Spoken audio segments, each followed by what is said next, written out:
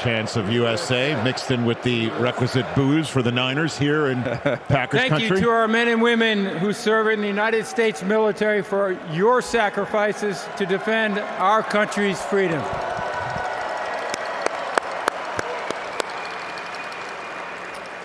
With the 11th pick in the 2025 NFL Draft, the San Francisco 49ers select Michael Williams, defensive end, Georgia.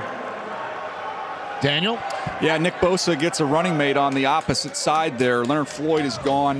He departed in free agency. They also lost Hargrave, the defensive tackle. So they needed to invest, I thought, either in the offensive line or the defensive line. And in Michael Williams, they get someone who, if he'd been healthy through the entire year and through the process, I don't know that he would have even got to them here with the 11th overall pick. He got a little nicked up and hurt in that opening game against Clemson and wasn't quite right, although you saw the flashes as the year went along. Big time upside. I mean, he is going to be the first one off the bus, and that's saying something when you've got Nick Bosa on your team. He is a big time, great looking dude. He's got... Texas saw the flashes. Yes, they did.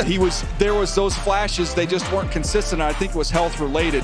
But he's very long. He's got long arms, and he uses that length. Here he is as a rusher. You see that long inside arm, able to get through and get to the quarterback. I like the idea of widening him out more. He had a lot of tight alignments in that Georgia defense.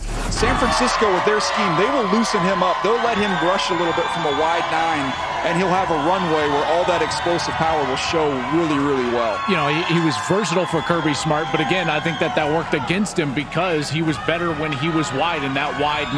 That ankle injury definitely slowed him down. But if you talk to the people around Georgia, they will say he was a great locker room guy. And you know that John Lynch loves those type of guys. And listen, can you go wrong with Georgia defenders in the recent vintage? I just don't think you can go wrong. With the 12th pick in the 2025 NFL Draft, the Dallas Cowboys select Tyler Booker, guard, Alabama. So it is a guy named Tyler, but it's Booker. They go offensive line. Can I jump in real quick? Charles Davis. Earlier tonight, our colleague, Kurt Warner, talked about the Cowboys being intriguing. What's going to happen with their draft? And what did Kurt fall back on at the end? Will they do something bold, or will they do what they always do and draft an offensive line? DJ, take it away. I feel bad for the offensive line coach. What does he do in the offensive line meeting when he says, hey, Tyler, and Tyler Guyton, Tyler Booker, and Tyler Smith? Oh, yeah, you're going to have to be more specific than that. 3 Tylers on that offensive line. But he was described to me by the guys at Alabama as the Will Smith or the Will Anderson of the offense. Just an unbelievable leader. Zach Martin goes out, he goes in. Someone with the high character. You see the size. I mean, he's a big man. I was asking, what would you tell the teams if they asked you about Tyler Booker? They said if he gets on the airplane after he gets picked and they were to tell him, hey, they changed the schedule, we have a game tomorrow, we just emailed you the playbook. When the plane landed, he'd have the entire playbook memorized and he'd be able to start the next day. I mean, they love this kid at Alabama. New Canaan, Connecticut, to IMG Academy. Academics a big part of what he does. He's a cerebral player as well as a physical player. Joel, he talks about what he wants to do in a ball game is make a guy question whether he still wants to play football by the end of it. And the way he hits on people and does things.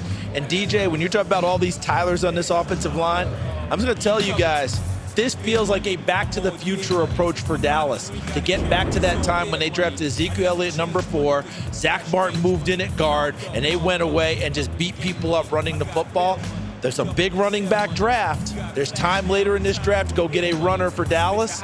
I wouldn't be surprised if that's going to be the approach moving forward under Brian Schottenheimer. Real quick, Joel, we were at the Combine. He did not have a good workout, had a very poor 10 time, and we actually put up a name on the screen, said, don't panic. This guy named Travis Frederick had kind of a poor workout, and it worked out quite well for him, ironically, with the Dallas Cowboys. The bear hug for your college quarterback in Jaylen Milroe and the bear hug for the commissioner. How are you feeling right now? I'm super excited. I'm blessed to be a Cowboy. It's a great tradition, a great offensive lineman, and I'm excited to follow suit with all that came before me. You did not allow a sack on your quarterback this last season. Did Dak Prescott just become your new best friend? Oh, yeah, I can't wait to get on the phone with Dak. Getting him protection means make sure he goes clean every single game. I'm just so excited to be a Cowboy. Congratulations. Thank you so much. With the 13th pick in the 2025 NFL Draft, the Miami Dolphins select Kenneth Grant, defensive tackle, Michigan. Fellas, I got to jump in because I've been hearing about this kid since he was a true freshman. Going up there and meeting with the Wolverine coaches when Jim Harbaugh and I would sit down, all the way back to Mike McDonald and then Jesse Minter, Wing Martindale, all the coordinators that have been on that side of the ball. The first thing that defense, and it's the Baltimore defense, wants to do is build the run wall. And guess what? Who they talked about? They wouldn't talk about Mason Graham. They would talk about Kenneth Grant as being the guy that could be the best in the future. And one of the reasons is this play that you're looking at right there. He chased down Nick Singleton. He's got this rare motor for a guy that's 330 pounds, and he doesn't even understand how good he is yet. I think his best football is ahead of him. He's a block disruptor. He's a great locker room guy. And DJ, I think he could be one of the premier defensive tackles in the National Football League in the coming years. And certainly Christian Wilkins walked to Vegas. This fills a need, wouldn't you say? I'll tell you what, this is going to be fun, Rich. I mean, when you watch him and you think about Anthony Weaver as a defensive coordinator who played for the Baltimore Ravens with Haloti Ngata, he's got his Haloti Ngata, and that's one of the guys Wink would talk about him being similar to.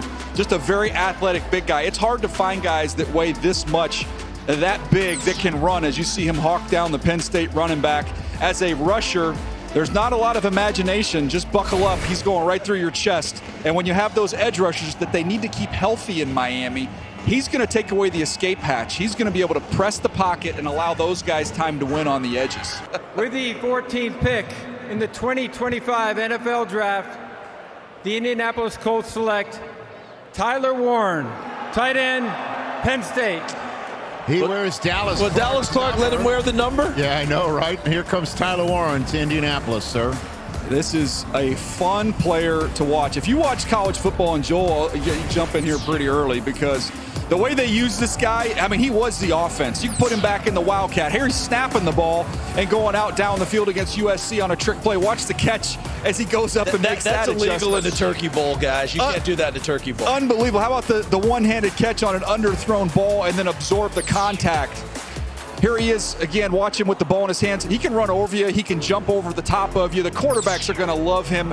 And I'll tell you who else is going to love him in the running backs. With what he does in the run game, he can latch you and drive. The reason he wears that 44 is because his dad told him about a guy named John Riggins. Yep. And this is how you're going to play the game, Joel. And that is the way he does it. 100%. And here's what I loved about him is that, well, not to disparage their wide receiver core, but their wide receiver core was non-existent. And so the focal point of the pass defense was always on Warren, which means that they needed to be creative. And they were able to do that. And they snapped it to him, handed it to him, pitched it to him, screened it to him, send him down the seam. In every different way you could possibly get the ball to 44, they were getting the ball to 44. And yet he was always natural and comfortable in those situations. And that's rare. That's why he reminds me a little bit of Travis Kelce, because he's just comfortable no matter what on the football field. And Travis Kelce was a high school quarterback as well. Look at those. With the 15th pick in the 2025 NFL Draft, the Atlanta Falcons select Jaylen Walker, defensive end, Georgia. Sometimes you just don't overthink it, right? I mean, look, the rest of my mock draft, I'm going to probably hide under my bed, but this one I got right. So, I mean, I thought there was a chance he could drift a little bit, and he fell right to the Atlanta Falcons. Now here is the latest pick of the Cardinals. Could be another receiver. With the 16th pick in the 2025 NFL Draft, the Arizona Cardinals select Walter Nolan, defensive tackle, Mississippi. All right, so they go interior defensive line here. Daniel? Yeah, they were active in free agency. Remember, they just brought in Calais Campbell to see what they get out of him at the end here.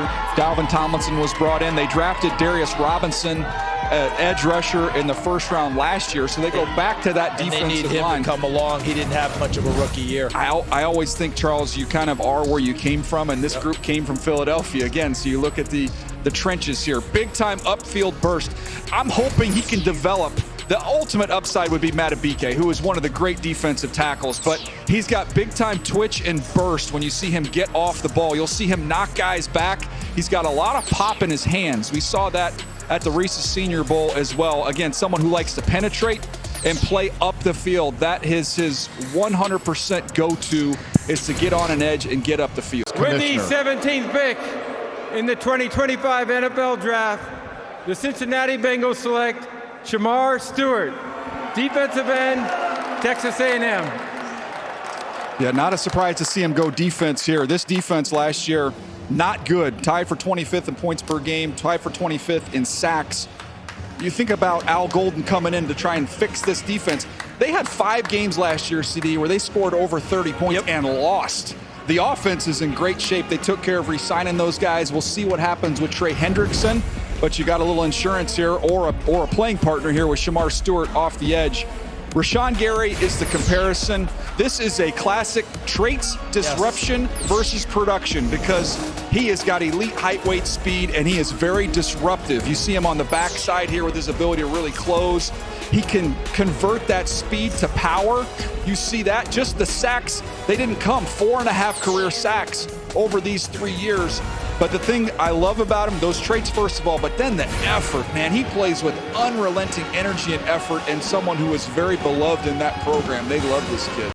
Shamar, you are laser focused in this moment. Is this the kind of intensity you're bringing to a Bengals defense? Oh, yeah. Oh, yeah. Definitely, for sure. Some people done messed up. Really? I'm coming. What's making you upset about the moment that you have right now? Nothing. I'm happy. I'm excited. Okay. Just know I'm coming. You are in the division now with Lamar Jackson. How's that going to feel when you can chase down a quarterback like that? Hey, man, it's an honor, man. You know, South Florida versus South Florida. He's one of the best. Why would I not want to sack one of the best? Congratulations. Thank you.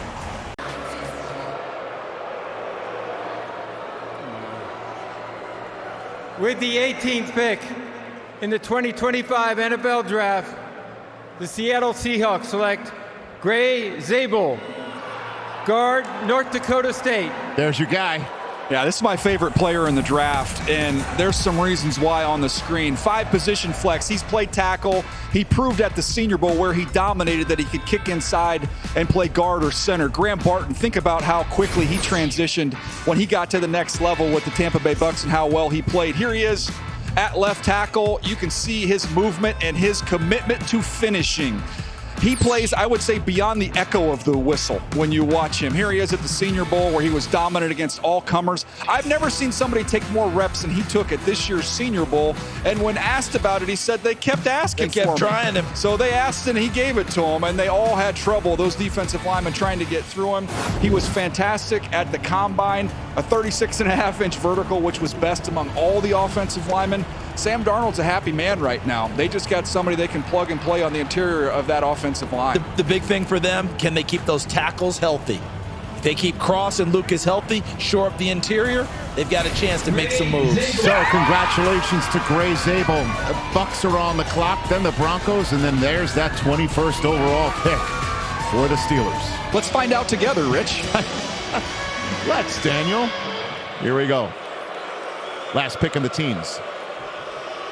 With the 19th pick in the 2025 NFL Draft, the Tampa Bay Buccaneers select Amecha Ibuka, wide receiver, Ohio State.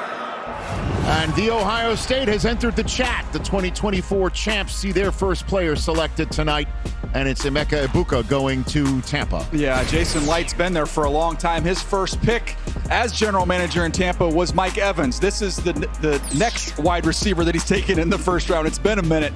Big time tracking, big time hands. He is ultra instinctive and tough. You see him here with the ball in his hands. He can make you miss.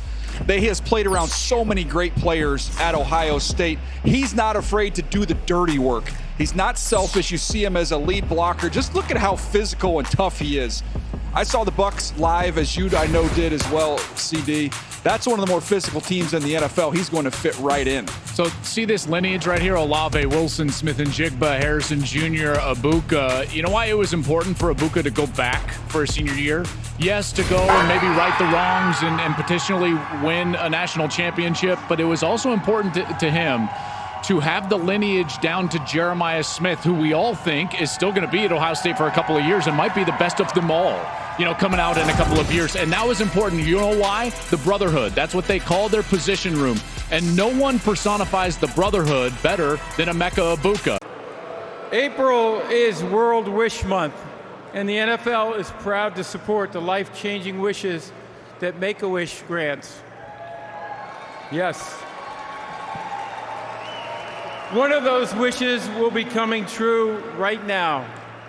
Sam is a 17-year-old Broncos fan who has bravely battled cancer. There you go, Sam. Raise that fist up, baby. His wish is to announce the first-round draft pick for his favorite team. Please join me in cheering on Sam as his wish comes true. Take it away, Sam. Awesome. Yeah, let's go Broncos. Thank you. All right, with the 20th pick in the 2025 NFL Draft, the Denver Broncos select Jade Barron, DB, Texas. So the 10th player on your top picks is the 20th overall selection. High quality value for a terrific player. Yeah, he was my highest rated player there. My top corner, the first corner to come off the board here. Remind me of Cooper DeJean as someone who is going to be outstanding playing in the slot. Big time ball skills for Texas. He can find, locate, and go get the football down the field. Here he is showing you his ability to trust his eyes, see it, plant, and drive on the ball. Again, in the slot. He can cover tight ends, you can cover slot receivers, and then if you want to be a force player, which you have to be at that position in the NFL, this guy simply doesn't miss tackles. He is very tough and reliable. There he is against Ibuka, who we saw just go off the board. They decided instead of offense, they were going to double down on a defense that is outstanding. And they added Hufanga in the offseason. They added Greenlaw. You've got Pat Surtain, the reigning defensive player of the year. Riley Moss played well for him last year. Big-time player, in my opinion, the best corner in the draft who's going to plug in as the nickel. You know, that Texas secondary was not great 2 years ago when they faced Michael Penix in the national semifinal. Penix ate him up, if you remember. He was elusive and ate up that secondary. And Jade Barron came back. They got Andrew Makuba from Clemson. And, guys, they were transformed in a lot of ways because of Barron. Barron in that secondary did as good a job of anybody against Jeremiah Smith in Ohio State. And now with this defense, which was, I thought, a very good defense most of the season, they just got better with Jade Barron.